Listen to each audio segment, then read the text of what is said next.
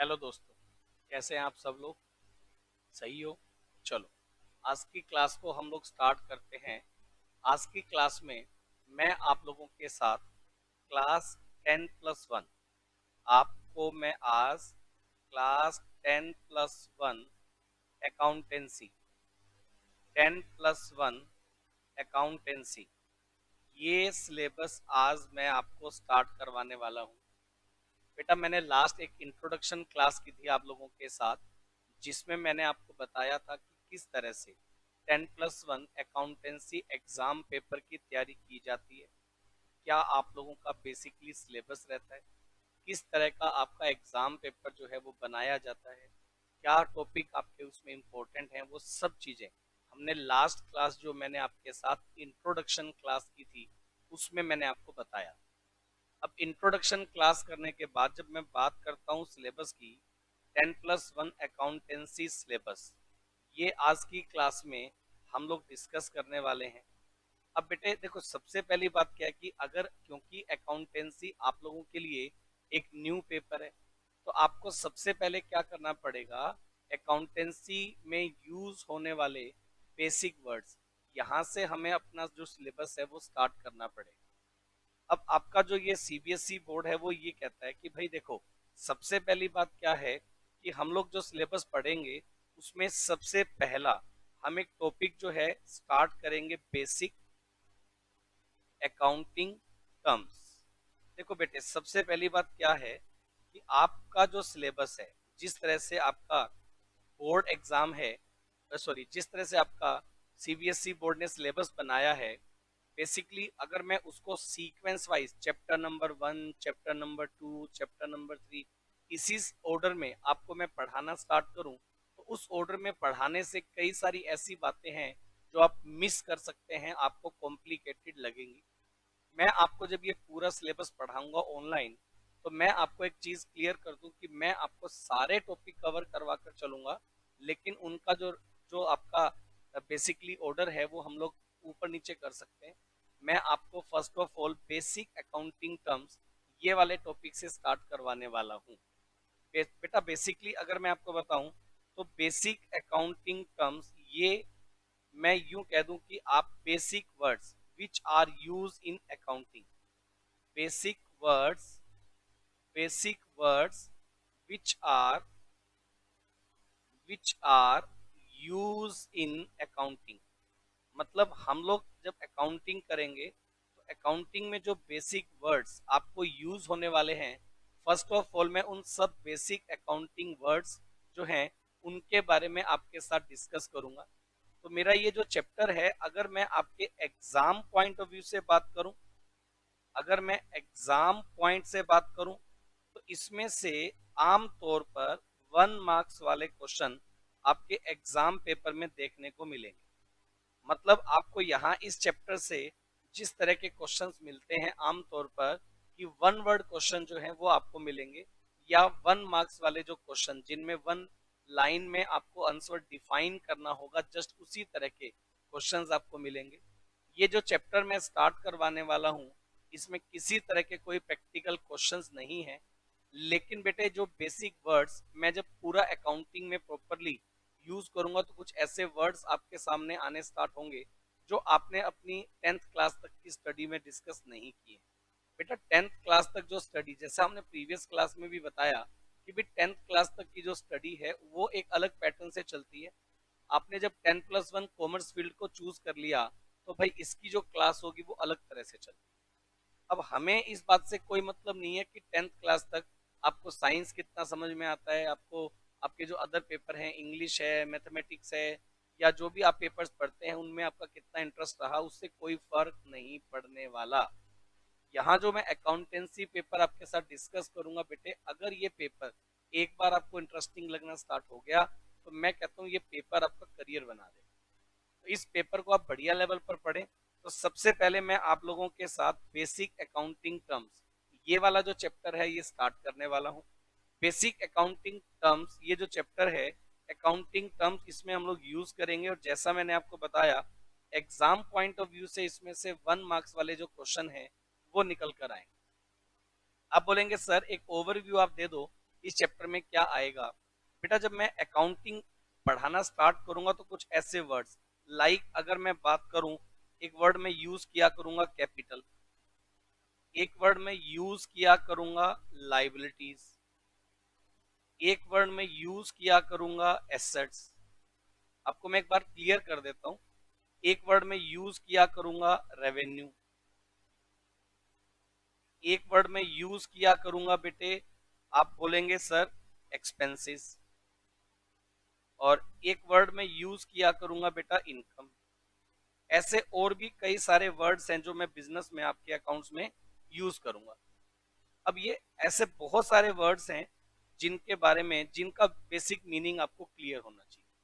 जब तक बेटा इन वर्ड्स का बेसिक मीनिंग आपको क्लियर नहीं है, आपके लिए अकाउंट्स पढ़ना बड़ा कॉम्प्लिकेटेड हो जाएगा।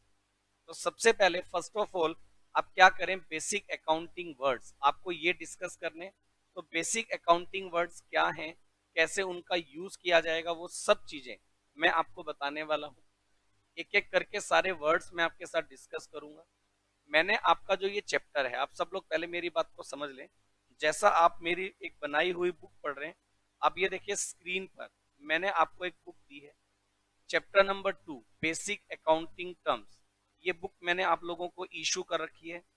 इसमें यूज होने वाले, देखो लर्निंग ऑब्जेक्टिव और लर्निंग आउटकम में मैंने लिखा है कि इस चैप्टर में मैं किन वर्ड्स के बारे में आपके साथ डिस्कस करने वाला हूँ। अगर आप इस बुक को चेक करेंगे तो इस बुक के इस चैप्टर में यहाँ से after study this chapter you should be able to understand, मतलब जब आप ये चैप्टर पढ़ लेंगे तो ये वर्ड्स हैं जो कि आपको पूरे अच्छे से क्लियर हो जाने चाहिए। आपको दिखाई दे रहा है पूरी लिस्ट मैंने इसके अंदर बना रखी है बेटा। मैं इस पूरे चैप्टर में आपके साथ नंबर ऑफ लेक्चर्स थोड़े से एक्स्ट्रा लगाऊंगा, थोड़ा मैं डीप में जाऊंगा, बोर होने की जरूरत नहीं है। लेकिन बेटा आपकी पूरी करियर में जब भी आप कॉमर्स फील्ड में अकाउंटेंसी पढ़ेंगे तो ये वर्ड्स आपका साथ नहीं छोड़ने वाले। तो मैं ये चाहता हूँ कि वेरी फर्स्ट जब आप अकाउंटेंसी का सिलेबस पढ़ना स्टार्ट करें तो ये जो बेसिक वर्ड्स आपके बिजनेस में आपके अकाउंट्स में यूज होंगे, ये सारे वर्ड्स डिटेल से 1 to 1 मैं आपके साथ थोड़ा डिस्कस कर लूँ। तो अगर मैं आपको बताऊं तो ये देखो ये वाला जो टॉपिक है, ये मैंने 1 to 1 टॉपिक टू टॉपिक मैंने आपको पढ़ाना स्टार्ट करना है। अब मैंने क्या किया, इसको और अच्छा अट्रैक्टिव बनाने के लिए मैंने आप लोगों के लिए एक पावर पॉइंट प्रेजेंटेशन बनाया। जो मटेरियल है उसको मैंने पीपीटी के थ्रू जो है बना रखा है। तो जनरली मैं क्या करूंगा, मैं आपको इस पीपीटी से पूरा पढ़ाऊंगा, प्लस जरूरत पड़ने पर हम इसके ऊपर ओवर राइटिंग भी करेंगे, एग्जाम्पल्स भी लिखेंगे, सब चीजें। अब आप लोगों को इसके लिए अलग से कोई नोटबुक बनाने की जरूरत नहीं है। आप लोग बस इसका एक्सप्लेनेशन जो मैं कर रहा हूँ उसको अच्छे से समझे, वो और जो मैंने बुक आपको इशू की है उसको अगेन एंड अगेन आप रीडिंग करें। और उसके बाद क्या है कि मैं चैप्टर के एंड जब चैप्टर कंप्लीट हो जाएगा तो मैं आपको कुछ टेस्ट पेपर इशू करूंगा। अब वो टेस्ट पेपर जब लिखकर देखेंगे तो आपको आइडिया हो जाएगा कि आपको कितना वर्ड का मीनिंग क्लियर है, प्लस कितना आप उसको अच्छे से समझ पाए। तो मैं आप लोगों के साथ अब ये चैप्टर जो है वो स्टार्ट करने जा रहा हूँ। आज की जो हमारी पहली क्लास है बेसिक अकाउंटिंग टर्म्स, इस टॉपिक को लेकर है। तो मैं आपके साथ ये टॉपिक डिस्कस करने वाला हूँ, basic accounting terms. Basic accounting terms को लेकर आज मेरा पहला लेक्चर है। और मैंने जैसा कि आपको बताया कि ये वो बेसिक वर्ड्स हैं जो आपके बिजनेस अकाउंटिंग में यूज होने वाले हैं। तो भाई अगर मैं बात करूं, सबसे पहले यहाँ आप देख पा रहे हो स्क्रीन पर मैंने आपको बताया what do you mean by basic accounting terms. अगर आप स्क्रीन पर देख पा रहे हैं तो मैंने लिखा there are certain basic accounting terms which are daily use in the business world. मतलब आपका जो बिजनेस है उसमें डेली रूटीन में कुछ वर्ड्स यूज होंगे, कुछ ऐसी अकाउंटिंग टर्म्स यूज होंगी जिन्हें आप बिजनेस में डेली रूटीन में यूज करें before recording the transaction in the books. यानी कि अगर आपको बुक्स में कोई भी ट्रांजेक्शन रिकॉर्ड करनी है, it is essential to understand these terms as the term have be specific meaning in accounting. तो भाई आपको सबसे पहले कोई भी बिजनेस अकाउंटिंग एंट्री अगर बिजनेस में करनी है रिकॉर्ड, तो सबसे पहले आपको क्या करना पड़ेगा, इन बेसिक अकाउंटिंग वर्ड्स का मीनिंग, अकाउंटिंग में क्या होता है उसका मीनिंग आपको क्लियर करना पड़ेगा। देखो मैं आपको एक छोटा सा मीनिंग आपको बताता हूँ, बेसिक बात। बेटा जब आप कोई भी पेपर पढ़ते हैं, जैसे मान लो इंग्लिश पेपर आप पढ़ते हैं, तो इंग्लिश में एक जो वर्ड होता है ना बेटा, उसका ना अलग अलग लेवल पर अलग अलग मीनिंग निकल जाता है। मतलब एक वर्ड जो है उसका मीनिंग अलग अलग सिचुएशन में, अलग अलग केस में अलग अलग भी हो सकता है। सही है। अब छोटा सा एक वर्ड में यूज करूं, एप्लीकेशन। आप जब फर्स्ट सेकंड थर्ड क्लास में पढ़ते थे तो एप्लीकेशन आपके लिए क्या होता था? एप्लीकेशन आपके लिए होता था बेसिकली कि आपको कोई भी अगर किसी के रिगार्डिंग कोई लेटर नोट करना है, कोई एप्लीकेशन लिखनी है, आपको सिक लीव के लिए लिखना है, आपको अर्जेंट वर्क के लिए लिखना है, तो आपको एक एप्लीकेशन लिखना होता है। हम लोग भी लिखते थे। फिर जैसे जैसे थोड़ा आप बड़े हुए, यहाँ एप्लीकेशन का मतलब एक वर्ड आ जाता है यूज। यूज करना, एप्लीकेशन मतलब उपयोग। और एक वर्ड अगर आप टेक्निकल टर्म में जाएंगे तो एप्लीकेशन का मतलब कोई ऐप जिस पर आप ये सारा का सारा, जैसे आपको मैंने एक क्लास जो दी है वो एक एप्लीकेशन पर दी, तो एक ही वर्ड के अलग अलग मायने हो गए। तो भाई अकाउंटिंग में भी ऐसा हो सकता है कि जो वर्ड मैं यूज करूं उसका मीनिंग अकाउंटिंग में क्या है वो आपको फर्स्ट ऑफ ऑल समझ लेना है। तो मेरा ये जो चैप्टर है बेसिकली यही है कि जो वर्ड्स मैं यूज करूंगा अकाउंटिंग में, उनका अकाउंटिंग में एक्चुअल में क्या मीनिंग होगा। तो these basic terms are called accounting terminology. मतलब इनको अकाउंटिंग टर्म्स हम लोग बोलेंगे। ये वो अकाउंटिंग टर्म्स हैं जिनको बिजनेस में बेटा यूज किया जाए।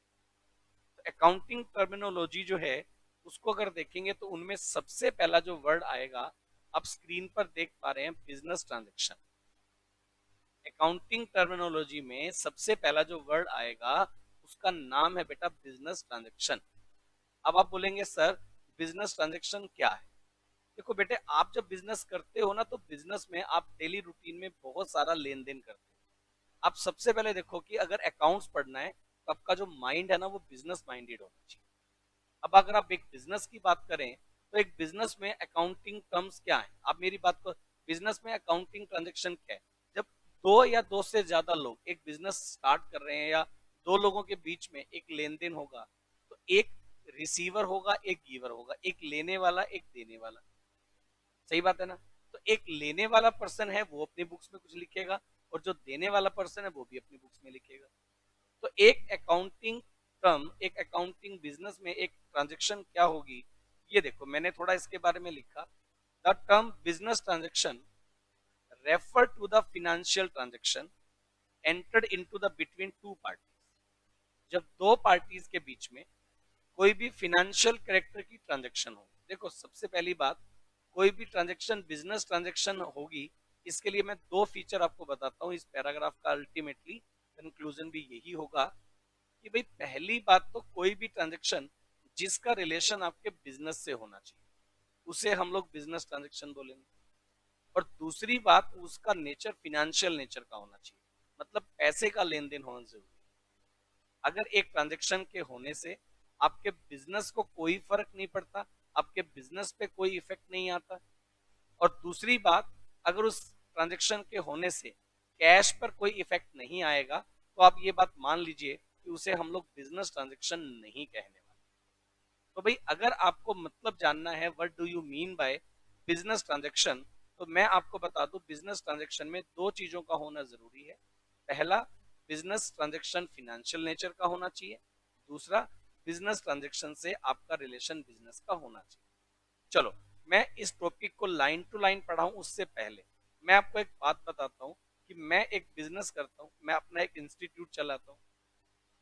अब इंस्टीट्यूट में जब एक स्टूडेंट मेरे से पढ़ने आता है, मेरे को फीस देता है, तो उसका रिलेशन मेरे बिजनेस से भी हो गया और उस ट्रांजेक्शन का नेचर फिनेंशियल नेचर भी हो गया। तो इसका मतलब ये हुआ कि ये जो ट्रांजेक्शन है ये बिजनेस ट्रांजेक्शन हुई।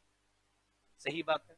चलो, अब मेरा जब बर्थडे आया तो मेरे बर्थडे पर मेरे कुछ रिलेटिव्स हैं जो मेरे बर्थडे पर आए और उन्होंने मेरे बर्थडे पर कुछ गिफ्ट दिए। कुछ लोगों ने मेरे को कैश में भी गिफ्ट दिया। अब देखो, ट्रांजेक्शन तो यहाँ भी हो गई। जो लोग मेरे को कैश में गिफ्ट देकर गए, प्रैक्टिकली तो पैसा मेरे पास आया ना, लेकिन क्या उस पैसे आने का रिलेशन मेरे बिजनेस से है? नहीं है ना। तो अगर एक अमाउंट मेरे बिजनेस में आएगा और उसका रिलेशन अगर मेरे बिजनेस से नहीं है, तो भाई उसको बिजनेस ट्रांजेक्शन की फॉर्म में कवर्ड नहीं करें। सबसे पहली बात, बिजनेस ट्रांजेक्शन कब होगी? जब उसका रिलेशन आपके बिजनेस से होना चाहिए। अब दूसरा एंगल लगाओ, कि भाई अगर मान लो एक ट्रांजेक्शन आपके बिजनेस में है लेकिन वो फिनेंशियल ट्रांजेक्शन नहीं है। मान लीजिए हमारे वर्कर्स ने बिजनेस में स्ट्राइक कर दी। अब स्ट्राइक होने से लॉस तो होगा, लेकिन कितना लॉस होगा उसको हम जज नहीं कर सकते। पूरे देश में लॉकडाउन हो गया। अब लॉकडाउन होने से बिजनेस इफेक्ट तो कर रहा है, लेकिन कितना इफेक्ट कर रहा है, कितना लॉस हुआ, हम उसको एक्यूरेट तो जज कर नहीं सकते। तो ऐसी सिचुएशन में जो ट्रांजेक्शन होंगी उन ट्रांजेक्शन को हम लोग क्या नाम देंगे? Financial transaction. जब जजमेंट नहीं होगा तो वो बिजनेस ट्रांजेक्शन नहीं है, बुक्स ऑफ अकाउंट्स में उन्हें रिकॉर्ड नहीं किया जाएगा। तो भाई business transaction books of accounts में तब रिकॉर्ड होंगी जब उनका नेचर फिनेंशियल कैरेक्टर का होगा, और दूसरी बात उनका रिलेशन आपके बिजनेस से होगा, तभी मैं उसे नाम दूंगा बिजनेस ट्रांजेक्शन। सही बात है। अब आप ये देखिए, the term business transaction refer to the financial transaction entered into the two parties. दो पार्टीज के बीच में जब एक ट्रांजेक्शन होगी तो उसे हम लोग नाम देंगे बिजनेस ट्रांजेक्शन, फिनेंशियल नेचर होना चाहिए। This involve the exchange of goods और services for a monetary consideration. Business transaction में आप किसी को कोई गुड्स डिलीवर करते हैं, किसी तरह की कोई सर्विस डिलीवर करते हैं, और कंसीडरेशन में आपको वहां से क्या मिले? पैसा मिले, तो उसे हम लोग नाम देंगे business transaction. Whenever the business transaction take place, the result in the change in the value of some of the assets, liabilities and capital। जब बिजनेस ट्रांजेक्शन होंगी तो उनके चेंज होने से या तो आपकी एसेट्स पर इफेक्ट आएगा, या आपकी लाइबिलिटीज पर इफेक्ट आएगा, या तो फिर आपकी कैपिटल पर इफेक्ट आएगा, या दो से ज्यादा चीजों पर इफेक्ट आएगा। तो हम लोग इन चीजों के बारे में अभी पढ़ेंगे। अभी तो जस्ट मैंने ये बताया कि कोई भी बिजनेस लेन देन करेंगे तो आपका इन बातों पर इफेक्ट पड़ेगा। आप बोलेंगे सर अभी तो हमें एसेट्स का मीनिंग भी नहीं पता। आप टेंशन क्यों लेते हैं, मैं पढ़ाऊंगा ना सारा। तो अभी कौन सा मैंने आपको बिजनेस ट्रांजेक्शन सिखा दिया? अभी तो हम लोग सिर्फ मीनिंग समझ रहे हैं कि बिजनेस ट्रांजेक्शन क्या होता है, जिससे आपके पैसे के लेन देन पर इफेक्ट हो, आपकी एसेट्स पर, लाइबिलिटीज पर इफेक्ट हो। क्या होगा बिजनेस ट्रांजेक्शन अभी हम सीखेंगे। अब मैंने आपको बता दिया कि बिजनेस ट्रांजेक्शन क्या है। चलो एक काम कर लेते हैं, कुछ एग्जाम्पल हम लोग पढ़ लेते हैं बिजनेस ट्रांजेक्शन के। आप बोलेंगे सर बिजनेस ट्रांजेक्शन किसे बोलेंगे? तो चलो मैं बिजनेस में होने वाले कुछ ऐसे लेन देन जिसे बिजनेस ट्रांजेक्शन का नाम देते हैं, चलो मैं आपको पढ़ाता हूँ। अब देखिए, some of the example of business transaction. अब जब बिजनेस करेंगे तो कुछ ऐसी ट्रांजेक्शन जो एग्जाम्पल के तौर पर मैंने आपको बता दी। अगर आप देखेंगे, introduction of capital by the owner of business. अगर बिजनेस का ओनर किसी भी तरह का कोई बिजनेस ट्रांजेक्शन करेगा तो उसे हम लोग जो है बिजनेस में अगर कैपिटल इंट्रोड्यूस करेगा तो पैसा बिजनेस में आ गया। अब सबसे पहले बिजनेस का ओनर अगर बिजनेस में कैपिटल इंट्रोड्यूस करेगा तो इसका मतलब ये हुआ introduction of capital into the business. तो इसे हम लोग क्या नाम देंगे? Business transaction. Number two, withdrawal of cash from business by the owner for personal use. अगर बिजनेस का ओनर पर्सनल यूज के लिए बिजनेस से पैसा निकालेगा उसे भी हम लोग क्या नाम दे देंगे? बिजनेस ट्रांजेक्शन का नाम दे देंगे। Number three, purchase of goods for cash और क्रेडिट। अगर आपने गुड्स परचेज की हैं कैश में या तो क्रेडिट में, उसे भी हम लोग नाम दे देंगे बिजनेस ट्रांजेक्शन का। भाई अगर आप एक बिजनेस करते हो तो उस बिजनेस में जितना कैश या गुड्स परचेज करोगे कैश में या क्रेडिट में, अगर आप गुड्स परचेज करेंगे तो गुड्स का लेन देन हुआ, कैश में हुआ तो कैश गया, उधार में हुआ तो भाई पैसे तो आपको देने पड़ेंगे। तो लेकिन फिनेंशियल नेचर का है, इसीलिए वो बिजनेस ट्रांजेक्शन है, क्योंकि बिजनेस से रिलेशन बन गया। इसी तरह से अगर आप बात करेंगे sale of goods for cash और क्रेडिट, अगर आप गुड्स को सेल करते हो कैश में या क्रेडिट में तो उसे भी हम लोग नाम देंगे बिजनेस ट्रांजेक्शन। इसके अलावा payment made to the supplier. अब जिससे तुमने उधार में खरीदा था उसको पेमेंट तो तुम्हें देना पड़ेगा, और जिससे तुमने उधार में, जिसको तुमने उधार में सेल किया था, अगला पॉइंट है कैश रिसीव फ्रॉम कस्टमर। अगर तुमने किसी को उधार में बेचा या तुमने किसी से उधार में लिया, दोनों आपके बिजनेस ट्रांजेक्शन है। इसके अलावा payment of expense in form of salary और रेंट। अगर आपने कोई भी एक्सपेंस का पेमेंट किया सैलरी की फॉर्म में, रेंट की फॉर्म में, तो वो सब भी आपके लिए क्या होंगे? एक्सपेंसेस। इसी तरह से income receive in the form of like interest receive और कमीशन रिसीव। तो भाई कोई भी खर्चे करोगे और कोई भी इनकम आएगी तो वो भी फिनेंशियल नेचर की है, तो ये सब आपके लिए क्या हो गई? Business transaction. तो मैंने अभी तक आपको ये बताया कि भाई बिजनेस ट्रांजेक्शन क्या है, जब भी किसी ट्रांजेक्शन का लेन देन होगा, बिजनेस से रिलेशन करेगा, मनी से रिलेट करेगा, तो आप समझ लीजिए उसे हम लोग नाम देंगे बिजनेस ट्रांजेक्शन, और उसे हम बुक्स ऑफ अकाउंट्स में रिकॉर्ड करेंगे, और एक दिन ही पूरा साल करेंगे। और पूरा साल जब बिजनेस ट्रांजेक्शन रिकॉर्ड करेंगे, उन्हीं के बेस पर हम अकाउंटिंग करेंगे, तब हमें पता लग पाएगा कि हमें बिजनेस में प्रॉफिट हुआ या लॉस हुआ। इस तरह से हम अकाउंट्स बनाएंगे। तो मैंने एक पहला बेसिक वर्ड आपको बताया, what do you mean by business transaction. चलो जी आगे बढ़ते हैं। अब जो आप बिजनेस ट्रांजेक्शन करेंगे, उनका जो रिजल्ट आएगा उसे हम लोग एक नाम देंगे, जो कि स्क्रीन पर आपको दिखाई दे रहा है, इवेंट। आप बोलेंगे सर इवेंट क्या हुआ? भाई आप जब बिजनेस कोई भी बिजनेस ट्रांजेक्शन करेंगे, तो किसी भी बिजनेस ट्रांजेक्शन के करने से कोई रिजल्ट तो निकल कर आएगा। अब अगर आप किसी तरह का कोई भी बिजनेस ट्रांजेक्शन करेंगे, तो उसका अपना एक रिजल्ट आएगा। बिजनेस ट्रांजेक्शन्स को करने से जो रिजल्ट जनरेट होगा, उसे हम लोग नाम देने वाले हैं इवेंट। आप बोलेंगे सर मीनिंग समझ में नहीं आया, मेरे को आप पहले पूरा एक्सप्लेन करने दो, एक्सप्लेन करूंगा तो आपको क्लियर होगा कि क्या मतलब है इसका। अब देखो यहां मैंने लिखा कि an event is a consequence of the result of transaction, मतलब ट्रांजेक्शन से होने वाले रिजल्ट का नाम। कॉन्सिक्वेंस मतलब आने वाले आउटपुट को, यानी कि आप जब बिजनेस ट्रांजेक्शन करेंगे, तो ट्रांजेक्शन करने से जो रिजल्ट निकल कर आएगा, जो आउटपुट निकल कर आएगा, उसे हम लोग नाम देंगे भाई इवेंट। आप बोलेंगे सर इवेंट अगर बात करें, देखो मैंने एग्जांपल दिया। For example, Rajesh started a business with capital of ₹5 lakh. Rajesh ने 5 लाख रुपए के साथ एक बिजनेस स्टार्ट किया। अब 5 लाख रुपए की कैपिटल लगाना एक तरह का क्या हो गया, बिजनेस ट्रांजेक्शन हो गया। उसके बाद ही purchase goods for ₹4 lakh in cash. 4 lakh रुपए का स्टॉक हमने कैश में परचेज कर लिया। अब जो 4 लाख का स्टॉक हमने कैश में परचेज किया, ये भी आपके लिए क्या है, ये भी आपके लिए एक तरह का जो है बिजनेस ट्रांजेक्शन है। उसके बाद ही sales 3/4 of the goods for ₹3,80,000। हमने 3,80,000 रुपए में 3/4 गुड्स को सेल कर दिया। अब 3/4 गुड्स जो हमने सेल कर दिया, वो भी आपके लिए क्या है, एक तरह का बिजनेस ट्रांजेक्शन है।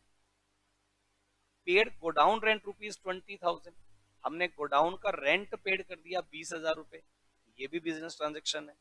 और इन सब ट्रांजेक्शन्स को करने से क्या रिजल्ट निकल कर आएगा, उसे हम लोग नाम देंगे इवेंट। अब भाई ट्रांजेक्शन में तो बिजनेस में 5 लाख रुपए कैपिटल लगाना, ये भी एक तरह का क्या है, हमारे लिए बिजनेस में ट्रांजेक्शन है। उससे परचेज करना गुड्स, ये भी ट्रांजेक्शन है। सेल ऑफ गुड्स, ये भी ट्रांजेक्शन है। और गोडाउन रेंट पे करना, ये भी ट्रांजेक्शन है। लेकिन इसमें देखो आपने टोटल परचेज कितना किया था भाई, 4 लाख रुपीज। सेल आपने उसका 3/4 पार्ट आपने सेल कर दिया, कितने अमाउंट में, 3,80,000 में। और इस प्रोसेस में आपको गोडाउन रेंट भी तो देना पड़ा। कितना गोडाउन रेंट देना पड़ा, 20,000। तो चलो आप मेरे को ये बताओ कि मिस्टर राजेश ने इन ट्रांजेक्शन को करके कितना प्रॉफिट अर्न किया, और मिस्टर राजेश के पास कितना स्टॉक अवेलेबल है। क्या आप मेरे को क्वेश्चन में कैलकुलेट करके बता सकते हैं कि मिस्टर राजेश ने अभी तक जो बिजनेस किया, उसमें मिस्टर राजेश को कितनी कमाई हुई, कितना प्रॉफिट हुआ, और आज राजेश के गोडाउन में कितना स्टॉक पड़ा है। अगर आप ये दो बातों का जवाब मेरे को दे देते हैं, तो वो दो बातें जो जवाब आप मेरे को दोगे, उन्हीं को आप बोलते हैं इवेंट।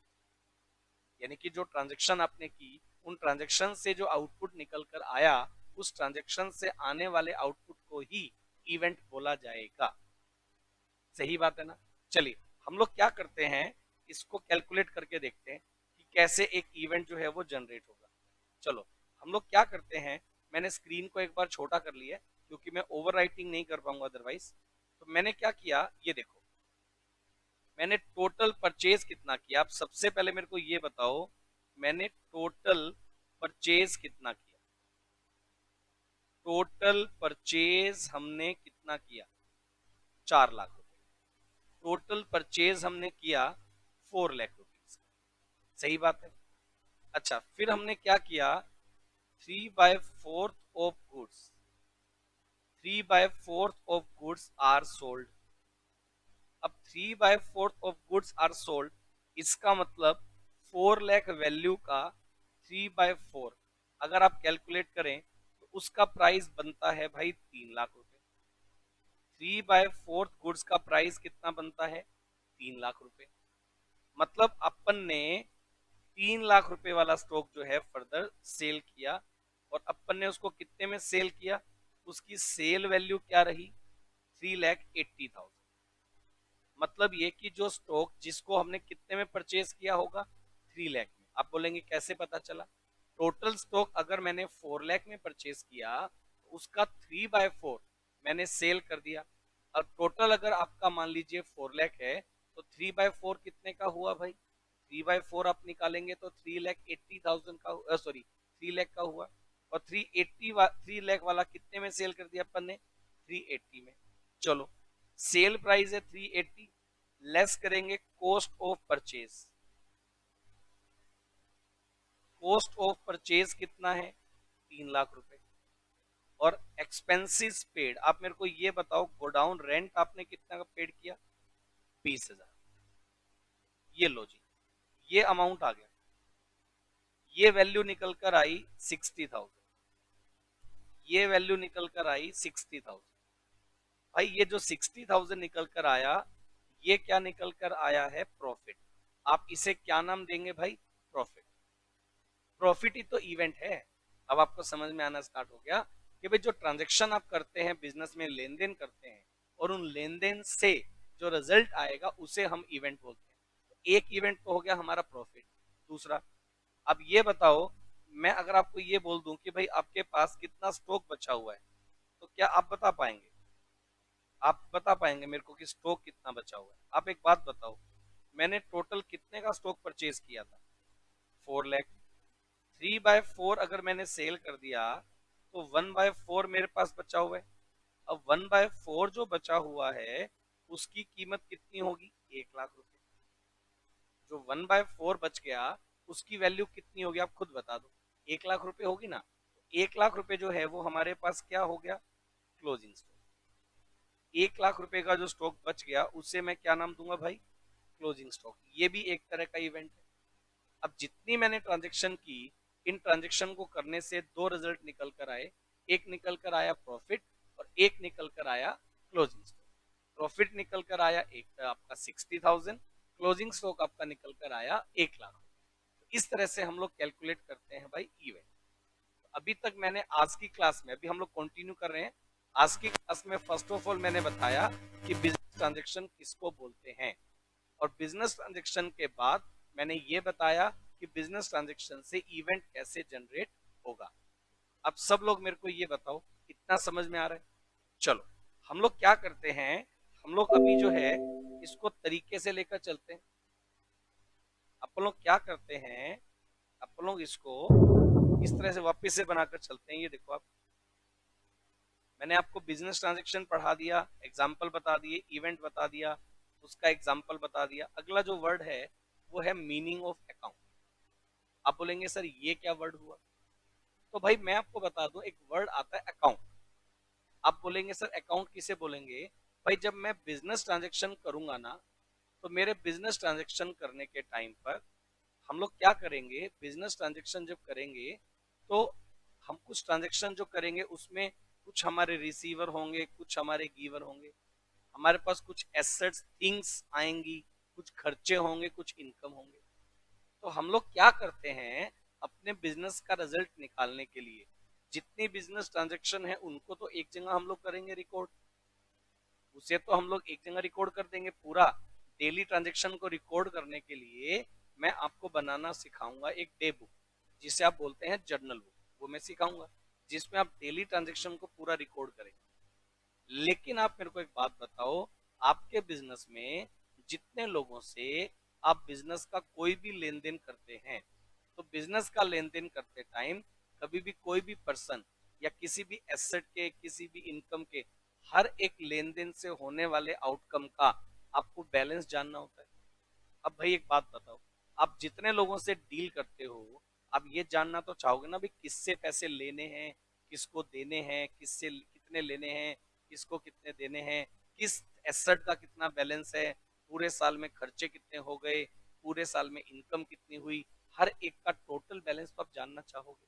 और हर एक अकाउंट, हर एक वो वर्ड जो आपके बिजनेस की अकाउंटिंग टर्म्स में यूज हुआ, उन सब का सेपरेट सेपरेट बैलेंस आप करना चाहोगे। तो भाई आप यूं कह सकते हो अकाउंट जो वर्ड है, अगर मैं बात करूं अकाउंट जो वर्ड आप देखेंगे, an account is record in the all business transaction retaining to individual firm or item in chronological wise. We open a separate account for individual firm, asset, liability, expense and income. मतलब मैं ये कह दूं कि भाई जितने भी thing, जितने भी पर्सन, जितने भी एक्सपेंस, जितने भी इनकम आपके बिजनेस को रिलेट करेंगी, उन सब के अलग अलग इंडिविजुअल बैलेंस अगर आपको निकालने हैं तो उसके लिए आपको सबके अलग अलग अकाउंट बनाने पड़ेंगे। अगर आपको मैं बिल्कुल हिंदी में बता दूं, आप ये कह दो सबके अलग अलग खाते बनाने पड़ेंगे, हर एक का खाता अलग खोलना पड़ेगा, हर एक का अकाउंट आपको अलग खोलना पड़ेगा। हर एक अकाउंट के दो साइड होते हैं, एक डेबिट साइड होता है और एक क्रेडिट साइड होता है, और उसके रूल के अकॉर्डिंग कभी तो वो अकाउंट होगा डेबिट, कभी वो अकाउंट होगा क्रेडिट। पूरे ईयर में आपका वो अकाउंट कभी डेबिट होगा, किसी ट्रांजेक्शन से क्रेडिट होगा, और अल्टीमेटली ईयर के एंड के टाइम पर हम उसका बैलेंस निकाल सकते हैं कि अकाउंट कितना तो हुआ क्रेडिट, कितना हुआ डेबिट, और उनका टोटल डेबिट और क्रेडिट टोटल करके अल्टीमेटली उस अकाउंट का क्या बैलेंस है वो आपको रिजल्ट बता देगा। और वो जो बैलेंस होगा वो अपने आप में एक रिजल्ट होगा जो आने वाली क्लासेस के बाद आप समझना स्टार्ट कर देंगे कि हर एक अकाउंट जिसका डेबिट बैलेंस होगा या क्रेडिट बैलेंस होगा उसका अपना एक मीनिंग होगा, वो आपको आने वाली क्लासेस में समझ में आना स्टार्ट हो जाएगा। अब सब लोग मेरे को इतना बताओ पहले, ये सबको क्लियर? तो मैं अभी तक जो बिजनेस में यूज होने वाले बेसिक अकाउंटिंग टर्म्स यूज कर रहा हूँ, उन अकाउंटिंग टर्म्स में से मैंने फर्स्ट ऑफ ऑल आपको बताया बिजनेस ट्रांजेक्शन्स होती क्या है, उनसे पहले मैंने बताया बेसिक अकाउंटिंग टर्म्स किसको बोलते हैं, मैंने बिजनेस ट्रांजेक्शन बताया, मैंने इवेंट बताया, मैंने अकाउंट का मतलब बताया। इतना बताने के बाद ये जो अकाउंट की दो साइड है इनके बारे में अभी आगे चैप्टर बनेगा, तब आपको डिटेल जो है बेटा वो मिल जाएगा। चलो अब कुछ और सिंपल वर्ड्स हम लोग बिजनेस में यूज करते हैं। एक वर्ड आता है बेटा बिजनेस में कैपिटल, एक वर्ड आता है बिजनेस में कैपिटल। आप बोलेंगे सर कैपिटल का मीनिंग क्या है? तो भाई capital refers the amount invested by the proprietor in the business. बेटा कैपिटल को हिंदी में बोलते हैं पूंजी। कैपिटल को हिंदी में क्या वर्ड यूज करोगे आप? पूंजी। आप बोलेंगे कैपिटल मतलब, तो कैपिटल का मतलब ये हो गया कि भाई एक बात बताओ, अगर एक पर्सन अपना बिजनेस करेगा स्टार्ट, तो बिजनेस स्टार्ट करने के लिए उसको सबसे पहले बिजनेस में पैसे तो लगाने पड़ेंगे। अब बिजनेस में आप जो पैसा लगाओगे, बिजनेस में गुड्स लगाओगे, अब जरूरी नहीं है कि बिजनेस स्टार्ट करने के लिए आप पैसे कैश में लगाओ। अगर आपके पास उस तरह का, जिस तरह का बिजनेस आप करने वाले थे उसी तरह का स्टॉक पड़े तो वो स्टॉक लेकर आ जाओ। आपके बिजनेस, आपके पास इंडिविजुअल बिल्डिंग पड़ी थी, अब वो बिल्डिंग आप बिजनेस में यूज कर रहे हो वो भी ले आओ। आपके पास कोई फर्नीचर पड़ा था वो भी ले आओ। आपके पास पैसे पड़े थे आप वो भी ले आओ। तो जो चीज यूज करके आप बिजनेस स्टार्ट करोगे उन सब का टोटल आपके लिए बन जाता है कैपिटल। आपने बिजनेस में कितने रुपए का स्टॉक लगा दिया, कितने रुपए की कैश लगा दिया, कितने रुपए की अदर एसेट्स लगा दी, उन सबको अगर मैं ऐड कर दूं तो उन सबको ऐड करके जो वैल्यू बनेगी उसे आप नाम बोलते हैं बेटा कैपिटल। सही बात है। तो बिजनेस में जो अमाउंट आप करेंगे इन्वेस्ट उसे आप नाम बोलेंगे कैपिटल। तो बिजनेस का ओनर अगर बिजनेस में अमाउंट इन्वेस्ट करेगा तो वो होगा कैपिटल। अब मैंने आपको समझाने के पॉइंट ऑफ व्यू से यहाँ लिखा capital refer the amount invested by the proprietor. ये जो वर्ड मैंने यूज किया प्रोप्राइटर, प्रोप्राइटर का मतलब बेसिकली रहता है बेटा बिजनेस का ओनर। प्रोप्राइटर वर्ड तब आता है जब बेटा बिजनेस का एक सिंगल ओनर होता है, तब उसे हम लोग नाम देते हैं प्रोप्राइटर। लेकिन मैं आपको बता दूं, एक बिजनेस का जब सिंगल ओनर होने की बजाय नंबर ऑफ ओनर्स इंक्रीज होंगे, तो मैं बता दूं अगर बिजनेस होगा एक्सपेंड तो बिजनेस में हो सकते हैं पार्टनर। बिजनेस अगर कंपनी स्टार्ट हो गई तो बिजनेस में हो सकते हैं शेयर होल्डर्स। तो एक कंपनी में शेयर होल्डर हो सकते हैं, पार्टनरशिप फर्म में पार्टनर हो सकते हैं, इंडिविजुअल में प्रोप्राइटर हो सकता है। तो अलग अलग तरह के बिजनेस में अलग अलग तरह के ओनर्स हो सकते हैं। तो बिजनेस के ओनर्स जब भी बिजनेस में अमाउंट इन्वेस्ट करेंगे तो उसे हम लोग नाम देने वाले हैं बेटे कैपिटल। सही बात है। कैपिटल ऑफ द इट में भी देखो मैंने बोला capital refer the amount invested by the proprietor in the business and it may be in the form of cash, और in the form of assets. Capital जो है वो कैश की फॉर्म में भी हो सकता है और एसेट्स की फॉर्म में भी हो सकता है। And it is the amount with the help of the goods and assets are purchase in business. बेटे कैपिटल वो अमाउंट होता है जिसकी हेल्प से आप बिजनेस में गुड्स या एसेट्स को परचेज करते हैं। आप मेरी बात को अच्छे से समझो। बेटा जब आप बिजनेस में कैपिटल इंट्रोड्यूस करोगे ना, तो उस कैपिटल अमाउंट से ही आपको बिजनेस में जो जिस तरह का बिजनेस करना है, जो स्टॉक लाना है, गुड्स लानी है, उन सब के लिए आप जो अमाउंट इन्वेस्ट करेंगे वो कैपिटल से तो करेंगे। बिजनेस की स्टॉक गुड्स इन सबको खरीदने के लिए आपको जरूरत पड़ने वाली है कैपिटल में लगाए गए अमाउंट। और अगर मैं बात करूं, इसमें एक वर्ड मैंने लिखा, it is also term as internal liability. आप बोलेंगे सर ये क्या वर्ड है? बेटा इंटरनल लाइबिलिटी जो वर्ड है, बेसिकली बिजनेस में जो ओनर्स होते हैं जो पैसा लगाएंगे वो होगी इंटरनल लाइबिलिटी। और एक वर्ड मैं आगे जाके यूज करूंगा एक्सटर्नल लाइबिलिटी, जो बिजनेस में आउटसाइडर्स का पैसा लगाते हैं। जैसे बिजनेस के लिए हमने लोन ले लिया, या बिजनेस के लिए हमने किसी तरह का बैंक से लिमिट बनवा ली, बिजनेस का कोई सप्लायर हमें उधार में दे दे, तो वो सब हमारे बिजनेस की बन जाएंगी लाइबिलिटीज। उसके बारे में भी हम डिस्कस करेंगे। And it is the excess of asset over the liabilities. मतलब ये कि हमारे बिजनेस में जो कैपिटल अमाउंट है वो रेफर करता है एसेट्स में से। अगर आप लाइबिलिटीज का अमाउंट माइनस कर दें तो आपके लिए क्या बनकर आता है बेटा? कैपिटल। नीचे आप देखोगे तो एक इक्वेशन मैंने रखी है, capital is equal to assets minus outside liabilities. बेटा इस इक्वेशन का मीनिंग अगर मैं आपको अभी बताऊं तो इतना ज्यादा क्लियर नहीं होगा, लेकिन जब मैं आपको एसेट्स, कैपिटल और आउटसाइड लायबिलिटी ये तीनों वर्ड एक्सप्लेन कर चुका हूँ, आपको तीनों को जब मैं रिलेट करूंगा ना, आपको अपने आप ही इस बात का मीनिंग क्लियर हो जाएगा।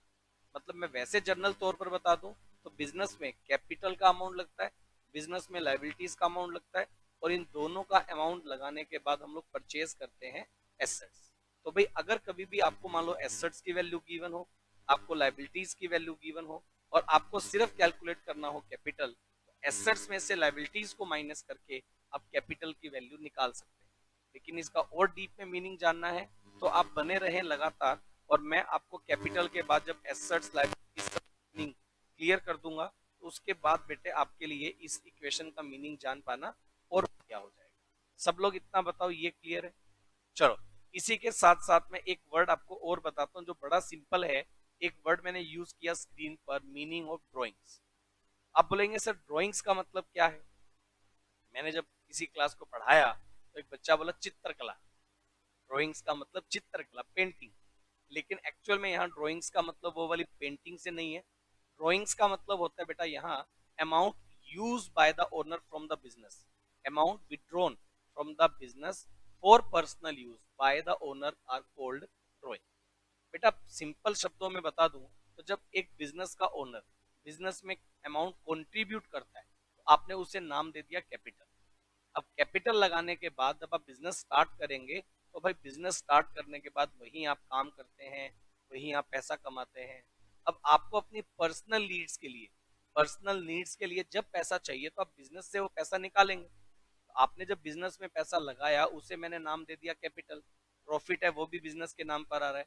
लेकिन जो पैसा आप बिजनेस से विड्रॉ करेंगे पर्सनल यूज के लिए, उसे हम लोग नाम देने वाले हैं ड्रॉइंग्स।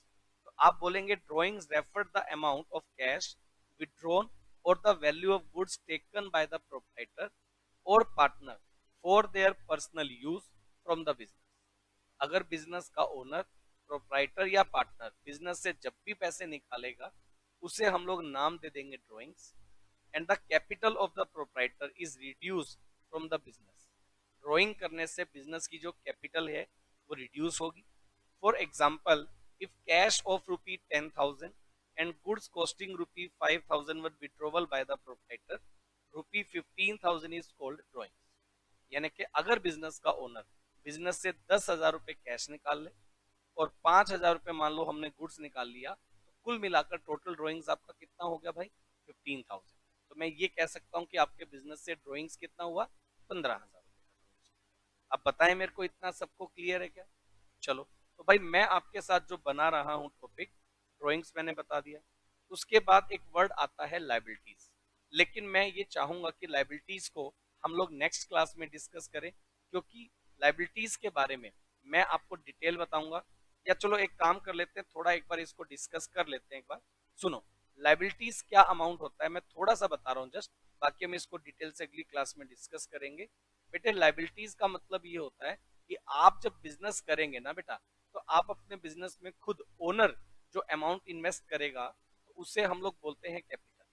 लेकिन आपको लगता है कि सिर्फ आप खुद जो पैसा लगाएंगे और आपको बाहर से कोई उधार ना मिले, कोई आपको लोन ना दे, बस आप अपने ही पैसे से बिजनेस किए जा रहे हैं, तो आप बिजनेस को बहुत वाइड लेवल पर कर पाएंगे।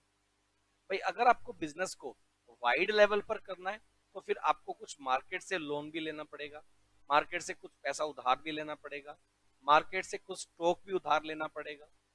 तो इन सब को मिला दूं, अगर आउटसाइडर से जो पैसा हमने उधार लिया, बिजनेस के लिए लोन लिया, बैंक से लिमिट बनवाई, उन सबको हम लोग नाम देने वाले हैं लाइबिलिटीज। लेकिन इसका डिटेल हम लोग अगली क्लास में डिस्कस करेंगे। मैं टाइप्स भी बताऊंगा, उसके बाद में एसेट्स पर आऊंगा, और बहुत सारी बेसिक अकाउंटिंग टर्म्स जो हैं वो मैं यूज करूंगा। तो आज की क्लास में इतना समझते हैं। आपको मेरी क्लास पसंद आई होगी। अगली क्लास में फिर मिलेंगे, इसी से आगे कंटिन्यू करेंगे बढ़िया लेवल पर। मिलते हैं अगली क्लास में। Thank you so much.